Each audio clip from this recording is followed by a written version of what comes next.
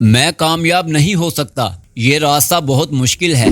Competition बहुत ज्यादा है। यहाँ तो बड़े बड़े मेहनती भी नाकाम हो गए।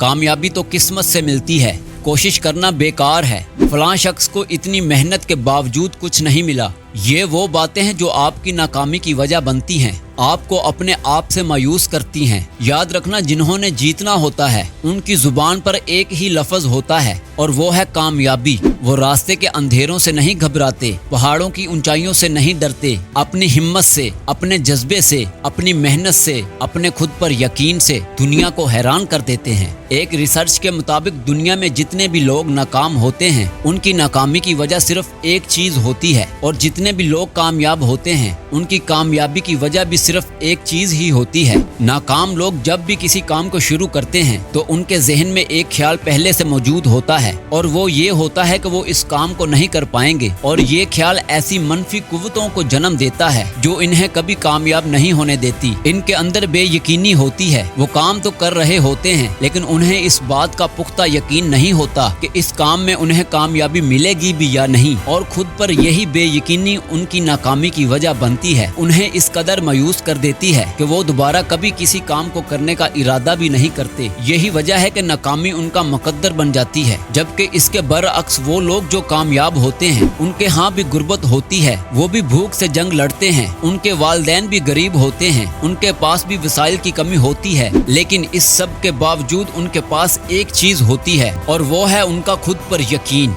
वो जानते हैं कि वही अपने घर वालों की आखिरी उम्मीद हैं। उनकी औलाद का मुस्तकबिल उन्हीं के हाथ में है। उन्होंने ही इन मुश्किल हालात को बदलना है, और सबसे बढ़कर उन्हें इस बात का पुख्ता यकीन होता है कि वो ये सब कर सकते हैं। और दोस्तों, यही यकीन न सिर्फ उनकी बल्कि उनकी आने वाली नस्लों की जिंदगी भी बदल देता है। किसी ने क्या खूब कहा है, जो अपने मुस्तकबिल से मायूस हो गया दरअसल वो अल्लाह की रहमत से मायूस हो गया। लिहाजा मायूस और नाउम्मीद होकर बैठने की बजाय अल्लाह पर यकीन रखो और खुद से कहो, मैं कर सकता हूँ। आपका यकीन ही आपकी सबसे बड़ी ताकत है।